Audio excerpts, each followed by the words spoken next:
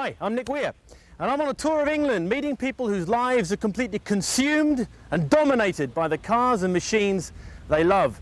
And today I'm meeting people who drive Lamborghini Countaches.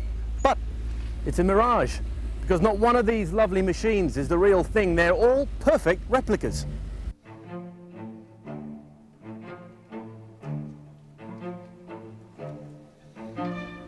To find out more about mirages, who better to ask than the company spokesman? The company started off initially with the objective was to build replicas for those of the people who couldn't afford the real thing. And from there, kits were sold pretty rough. They weren't really fully developed. Couldn't call them really reliable or easy to build, but they did sell because there is a good following for these cars. So how long ago was that? How long has the company been operating? Somewhere in the region of between 9 and 11 years perhaps. We've since in the past couple of years developed the body still further so it replicates more accurately the original, and things like engine and drivetrain modifications have been done, gear selection has been worked on and engineered. So how do you actually get the moulds to make the pieces? Rumour has it that one was hired from an exotic car hire company, and over the space of a weekend somebody who is unknown to myself took a set of moulds off the body and sent the car back in a rather poor condition. But that's how the first one came about. Allegedly. Yeah. Allegedly. Yeah. Basic costs, if I wanted to get all the bits to start work, what am I talking about outlaying? You can pretty much look to spend between 15 and 18k on parts, I would say, decent parts. And labour, if I were to do one for you, start to finish, you're looking at between 15 and 18,000 pound labour. So 30,000, that sort of thing. What's a real one cost? They're not available anymore, but I think they peaked at over 100,000, 140, 155k perhaps. So you can buy a decent used example for between 45 and 55, but you've got the inherent running costs and insurance and everything else, plus the cost of the parts as well, keeping it maintained. These make a very sensible alternative. Sensible, huh?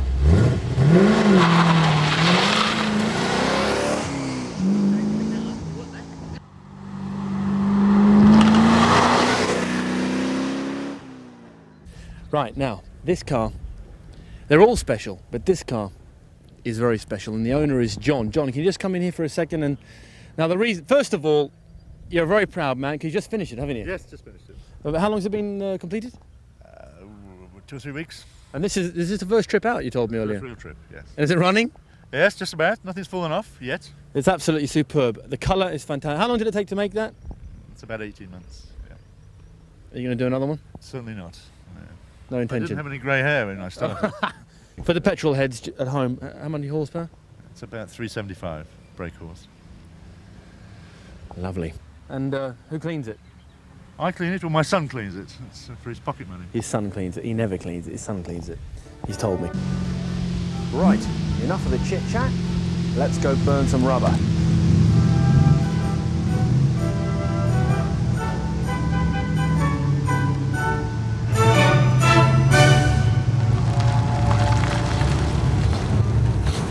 Of course, the rivet counters out there amongst you will definitely notice the difference between the rumble of a V8 and the original howl of the V12.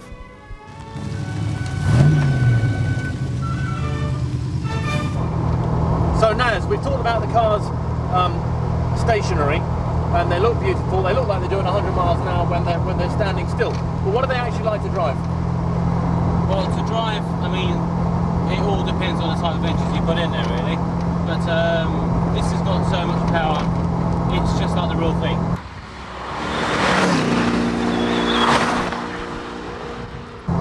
The real thing, you'll be really scared if you kind of misfire or so. It's going to cost thousands of pounds. An engine like this one here, it's cost us about £6,000 to produce.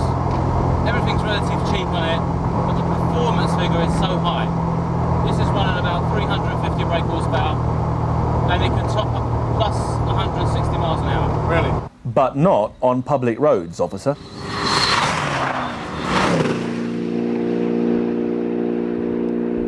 I have to say the environment inside the cockpit is quite luxurious. I mean, it does actually feel like a supergun.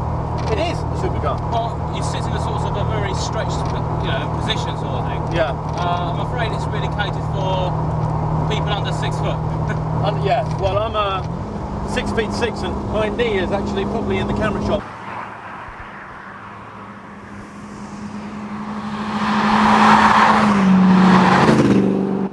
Like the original, they're fast, flash, furious, fun, but frightfully uncomfortable. Well, that's the Lamborghini Countach Mirage. A faithful reproduction, a replica, not a kit. They're beautifully put together, the drivers are all nice people, they spend hours working on them, it's relaxing, but you know what, fellas? My Ford is a sport edition. I'm going to race you. See ya. Right, let's do it. Come on!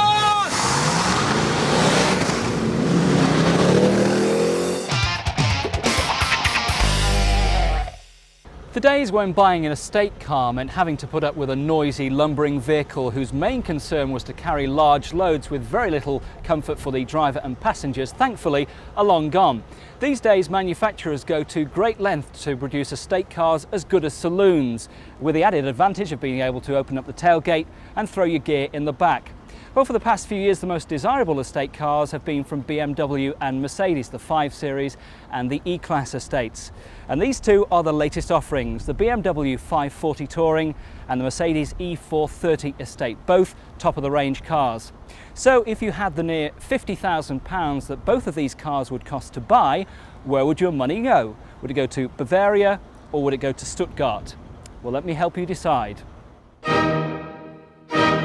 The BMW is powered by a 4.4-litre V8 engine which produces a whopping 286 brake horsepower. It gives a 0 to 60 time in just over 6 seconds and a top speed limited to 155 miles per hour. And of course, in reality, the only time you're ever going to get near that, hopefully, is on the autobahns in Germany. The Mercedes is a 4.3-litre V8 producing 279 brake horsepower, top speed of around 150 miles per hour and 0 to 60 very respectable, just under 7 seconds. Fuel consumption is not quite as good as the BMW, and it also lacks that slight edge in the power department as well. The BMW has the more classy interior for me. Space-wise, it's quite adequate for both rear passengers and luggage space in the boot. And the BMW has the option of this rather smart retractable load floor. So if you put lots of heavy items into your car, this is a great idea. The true load carrier is by far the Mercedes. It's positively huge in the back, far bigger than the 5 Series offers. You can also make it a true 7-seater with the extra bench seat which folds up and down very easily. And there's also more space for rear seat passengers, although the seats are rather firm for my liking. So what about equipment? Well, the Mercedes has everything you would expect. It has air conditioning, leather, wood, a CD player and the like. And that's perhaps what lets the Mercedes down. They don't seem keen to go down the route of having lots of gadgets. This car is very typically Mercedes, unlike the BMW, which is absolutely packed full of gadgets, as you'll see in a moment. Perhaps Mercedes feel that their customers don't want TV screens, satellite navigation and the like. So let's go and take a look at the BMW, which really is a 21st century car.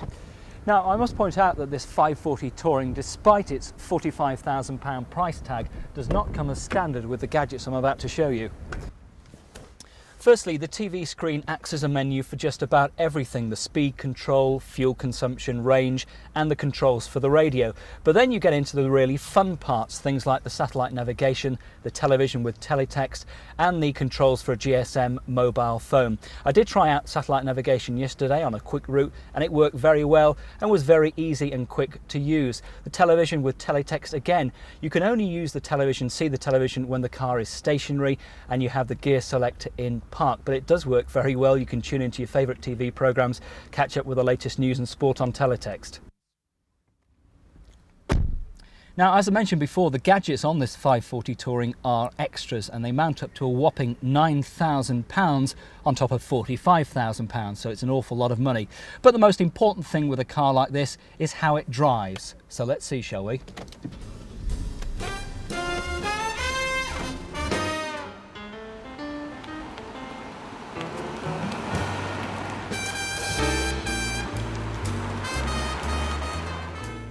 The BMW comes with a choice of manual or automatic gearbox. The manual is 6-speed and the automatic is BMW's Steptronic box.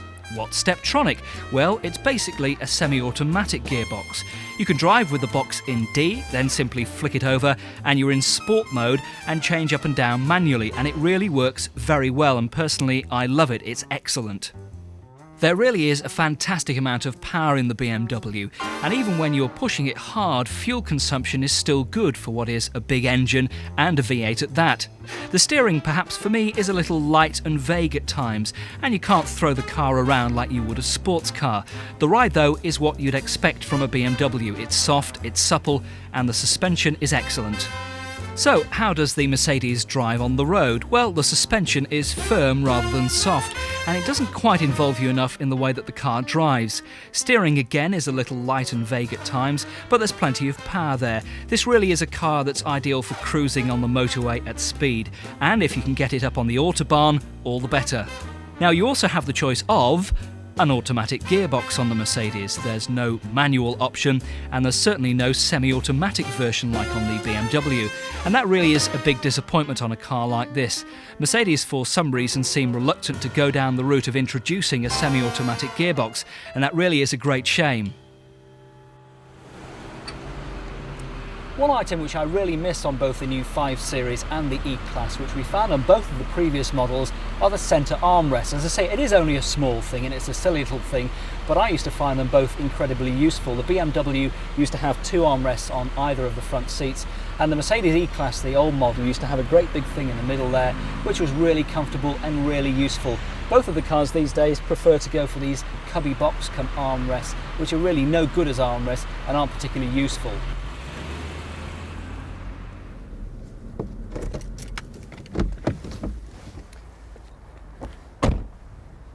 So, final impressions on the Mercedes 430 and the BMW 540. Well, they're both very fine cars. If you're in the market for an executive express, these 2 cars should be on your shopping list. They're safe, they're powerful, and they're very fast. And they offer ample room for the family, for the luggage and the pets. So, decision time. Where would my £50,000 go? Well, the Mercedes, as I say, is a very fine car. If you need true carrying capacity, the Mercedes would be your choice. But I veer towards the BMW for its style, for its panache, and it's fun to drive. So just about my choice, the BMW 540 Touring. So I'm off to see my bank manager to see if I can arrange a second mortgage to buy one of these.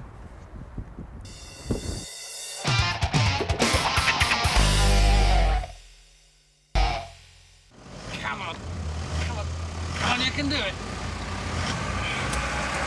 Even Toyota admit that over a third of existing Land Cruiser owners hardly ever drive off-road, and I reckon the figure would be significantly higher if we adjusted it to take account of their definition of off-road. That's not to say it isn't a capable off-roader. It is, extremely. African plains, desert crossings, ice treks, expeditions of all sorts, no problem. It just happens that it's extremely good at taking the kids to school, all of them, and all of their friends. Toyota first brought the Land Cruiser over here in 1975, and now four-wheel drive models account for nearly 15% of their car sales in the UK. The Land Cruiser has earned that crucial factor in any car: image, pose value, cachet. This latest edition is the biggest bruiser of all. It sits at the top of the Land Cruiser range and is very handy for frightening lorry drivers.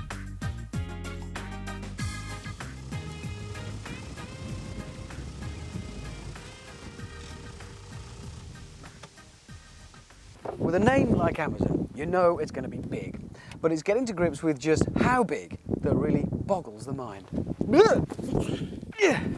These wheels look like they've been nicked off quarry trucks. The headlamps come off a cross-channel ferry, and these side steps are actually made from broken up bits of oil rig. But that's unfair. It makes it sound crude and clumsy, which it isn't. Remarkably, all 3.5 tons of it can lope along quite nicely, thank you, and that's helped by the choice of 2 engines. Not surprisingly, there's a V8 petrol. In this case, it's a 4.6 litre 230 brake with about 430 odd Newton meters of torque available. And then there's this. It's a 4.2 litre straight 6 24 valve intercooled turbo diesel.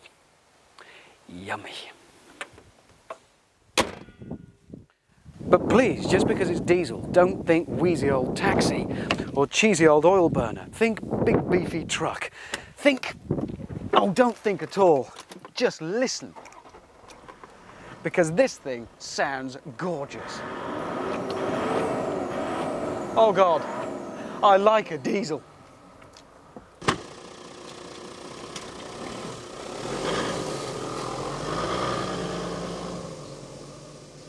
Once you've overcome the thing's initial hesitation to move at all, and it's not surprising it does, because it's a bit like pulling away in a bungalow really, it actually lopes along quite nicely. Sure, it's very big and very heavy, but it's also very powerful, loaded with technology to make it all a bit easier, and undeniably very comfortable. The automatic gearbox is standard on the petrol and available as an option on the diesel. It comes with 2 modes that it automatically selects between depending upon your driving style at the time.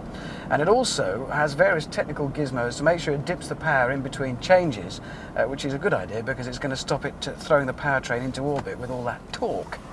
With the diesel engine, 0 to 60 comes up in a pretty respectable 13.7 seconds, and in the V8, an unbelievable 10.7 seconds. But not surprisingly, and as always, there is a price. Do anything other than tickle the V8 petrol lightly under the chin, and you're going to need an oil tanker following for air-to-air refuels. The diesel at least tries and manages to keep it above 20 mpg, which, for a vehicle of this size, isn't going to be too bad. And as a driving experience, well, the steering isn't anything like as woolly and remote as you would expect. It actually feels quite precise. The brakes are hefty to say the least. They're also equipped with a hydraulic booster, which makes a pretty creditable job of bringing the whole thing to a halt in something less than it would take an oil tanker, certainly. All in all, for what is probably the biggest 4x4 you can find, it's pretty nice to drive. The Land Cruiser's always been aimed at the luxury car sector, and this latest flagship is a blatant attempt to wrestle Johnny Jag and Boris Beamer from their Executive Express, and it has a price tag to match. Around £44,000 will be required, thank you sir and madam, if you want one of these, the top spec VX, or you could go down market and settle for the GX at £36,790. That's a lot of money to pay for a 4x4 and a lot of money to pay for a car that doesn't have a luxury badge. But it does come with all the goodies: air conditioning, electric seats, electric everything in fact, CD player, leather trim, the works. My only complaint is the dash, which to my mind isn't that of a £40,000 car. It's decidedly basic in its layout, but still probably superior to much of the competition in the off-road market. Should you decide you do want to take to the rough in over 40 grand's worth of car, there's no doubting the abilities of the Amazon. All that torque will get you out of as well as into trouble, and these things do have a reputation for being very capable off-road. The days when a cloth cap sturdy well is in a canvas roof with the pinnacle of off-roading sophistication are long gone, and the new generation of four-wheel drives uses very modern technology to leave certain antiquated products built in this country trailing miserably behind in the mud. High and low ratios are fitted, of course, with both automatic and manual gearboxes, and centre and rear diff locks are all standard. The MPV market has for some time been fighting to pull the rug from under the knobbly tyres of the 4x4s. Why, they say, have all that macho butch metalwork when you can have an MPV? Why? Well, for a start, this doesn't look like a van. And in this, if you decide you need to go off-road, you can. And another reason, this is huge. And not only do all 7 passengers benefit from headrests and seatbelts, but here's the good news, with all of them on board, there's still room for the luggage. Do that in an MPV.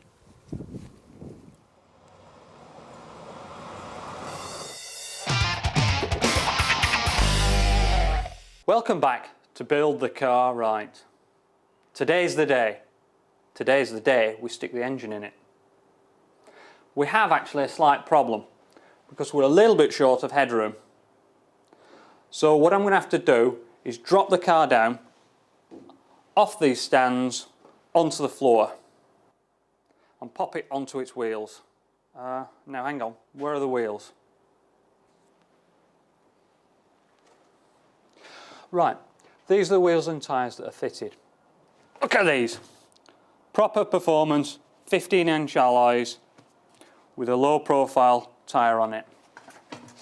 Just look at the width of that. I think they might put a little bit of rubber down on the road. This is the engine we're going to fit. Brand new Ford 1800 Z-Tech. However, before we fit it, just a few things I'd like to point out. First one, we've already fitted the prop shaft to the diff. And we've stuck all this nice cardboard around the chassis just to protect it from any other bumps and scrapes that we might get. And we've already fitted the engine mounting to that side of the engine, the other side of the engine, and 2 onto the gearbox. I think we're just about ready to fit it in. Now let's get this show on the road and get this engine moved in a bit closer to the car. Right, I think that's about near enough. I'll just go around and check. I'll just ease this engine down.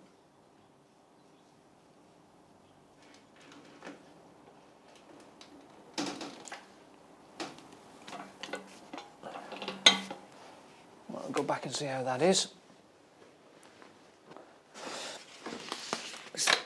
Stick that gear lever under there, and you can see the advantage of putting the cardboard protection on so we don't scrape the chassis.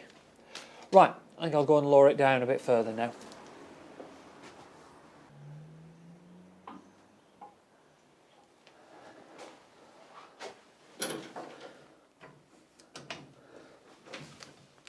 Now it's about time to line this up.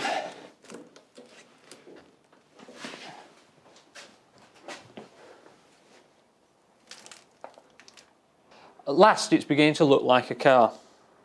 We've got the heart and soul in it, the engine and gearbox. I was quite surprised actually, it went in relatively easily. Anyway, that aside, what else have we done? Just to recap, we've popped the battery box back in, we've put the lower steering column back in, and we've connected all the alternator and the starter motor back up. All in all, we've had quite a good day. Nice easy day's work.